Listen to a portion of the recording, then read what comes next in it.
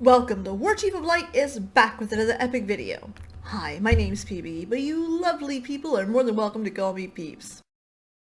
Before getting into this, I want to make it upfront and clear. This video is full of Shadowbringers Eden spoilers. Yes, it's in the title, but still lots of them. So if you haven't completed it yet, or you don't want to know before you do it, click away, save it for another day, but we're getting into it.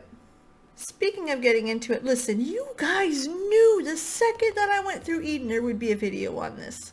You knew it. You absolutely knew. The second I was done with Eden and the tears were, you knew I was coming with Eden.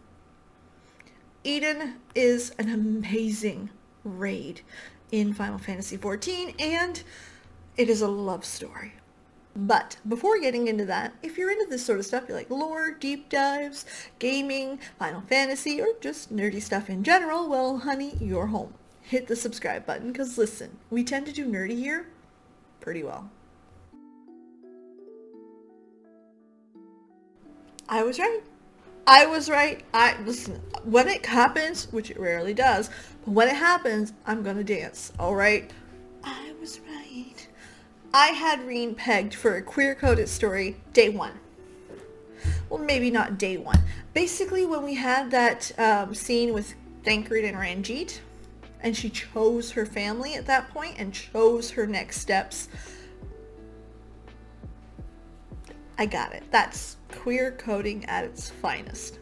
Before getting too deep into it, let's look at the word queer coding. Queer coding is when a story imitates the experience of an LGBTQ plus person. It's usually not directly said out loud, hey, I'm gay. It's not. That's why it's coded. And it's usually done to either keep a rating on a film, it's usually done to appease a greater audience, sometimes to make more money, depending on who you are. Disney! Sorry, it slipped, didn't it? And sometimes in video games, it's to reach a broader audience without screaming it to the heavens. Keep in mind, this video game goes across many different countries, but it's written in Japan. I don't know culturally what they do and do not do for media ages 13, 14, 15 and up, so can't speak on it. But that's what queer coding is. And you can't tell me Ryne wasn't queer. I'm sorry. Her story is a story of oppression. She is something different, something you only see once in a while. The moment people find out who she is, they put her behind bars, they keep her away, they want to raise her correctly. And then she's freed. She takes on a new name. She eventually comes to love a family of her choosing. A chosen family. We see that a lot with LGBTQ plus stories, where sometimes you're not accepted by the family that gave you blood, you're accepted by your own family. A family of your choosing. So Ryne, I had down long before Eden ran. But then Eden happened. Eden is a story about a young girl, close to Ryne's age, named Gaia, who's on the search for her memories. Simple enough. And you quickly watch Ryne try her hardest to get in good with Gaia, because Ryne's been through some similar situations. She's been through a lot. Like, she could maybe share her experiences, and very standoffish at the very beginning. But once she does get in good, it is the most adorable fucking thing you'll ever see. You are watching a courtship. You are watching someone try their hand at courting. You are watching teenagers try to court. It is beautiful. It is awkward. It doesn't always work out. But that's what it looks like. Like, for sections of it, that's what it looks like. Actually, my favorite moments when they're finally starting to go on little dates. And they talk about this cookie. It's so cute, because what they'll do is they'll buy a cookie, and then they'll split it. And then they'll go and buy another one and split that. Gaia teases Ryne and says, hey, why don't you just buy your own damn cookie? And Ryne's like, well, it's better if you share it, and there's less calories, or I don't remember the word she used. But you see they're finding cute little reasons, and then Gaia starts teasing her. That's what relationships look like. It's adorable as fuck. I didn't expect Eden to end the way it did. It really threw me for a loop because we are watching two girls fall in love. I'm gonna call it what it is. And then to realize that in a previous life, Gaia was in love with somebody else, a man on top of that. And he obsessively follows her. Gaia is an Ascian, which... Ascian? What's interesting is in the last fight, we defeat the obsessive Ascian. We save Gaia from her memories. She regains all of her memories, and she is content to continue her life as is, even if she had loved somebody in the past. And then she's just content going on that way. It's something you don't see a lot with Ascians, so it was a nice little change, but it's also a nice little, like, I'm moving on. This is my path. But it finishes so beautifully. It finishes where you just want those two girls to be happy. You are content seeing them as they are.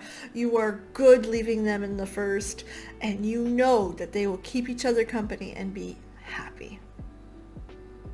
Bonus points though. I don't know if you guys did this, but if you go to Unlock Savage, I did this by accident, by the way. If you go to Unlock Savage, you'll be told, hey, here's a journal with all the notes that happened. Gaia wrote them. Ryne starts teasing her, saying, oh, well, you added some shit. And they bug each other a little while. And then finally, Gaia talks about a car that she had built that's ready to go whenever they want to go for a ride. Ryne, being a sweetheart, invites us and says, hey, would you like to come with us? And Gaia looks at her and goes, no, the car's only got 2 seats. It's cute. I'm sorry. It's fucking adorable, and I can't see how people don't see that as queer-coded. Like, it's to a point where it's not even queer-coded. It's to a point where it's in your face. The fucking aetheryte there is a fucking rainbow. It's the only way you could make it more obvious is if they had a scene where they walked away holding hands, which I would have loved, just saying. But that's the only way. I can't think of how you could put it more obvious. Maybe make a big sign. Gay! Eden as a raid is a wonderful raid. Tons of great fights. Incredible encounters. Fucking hard encounters. Whew. Tested me out pretty good and I learned how to die. A lot. But to me, Eden's strength comes from its story. I fell in love with Gaia. I fell further in love with Ryne. I loved Ryne to begin with. And seeing their relationship blossom was everything. It's also nice that even though the rainbow aetheryte and all the coding is there, they didn't scream, I'm gay. Not just because of... I mean, there are advantages to doing that, because you would have had the direct, okay, listen, there's no ifs, ands, buts, maybes, we are a thing. But it's also nice to see just two people being happy, courting each other, doing things together, just enjoying life together. I live for that. That's what real life looks like. Real life isn't about putting on a t-shirt saying, I'm gay, date me, and then people just find each other that way. No. What we see in the game is closer to the reality of the world, and it's freaking cute. I love it, and I hope that there is more of it later. I hope other companies pick up on this. This was done right, and I enjoyed it thoroughly. On to you. What did you like about Eden? If you liked it, you didn't like it, did you fall for Ryne and Gaia as much as I did? Let me know in the comment section down below. If you liked this video, give me a big ol' thumbs up. If you didn't, well, cool. Be honest with me. I'm a big girl. I can handle it. Bonus points if you tell me why you didn't like it. Feedback is the best way to improve.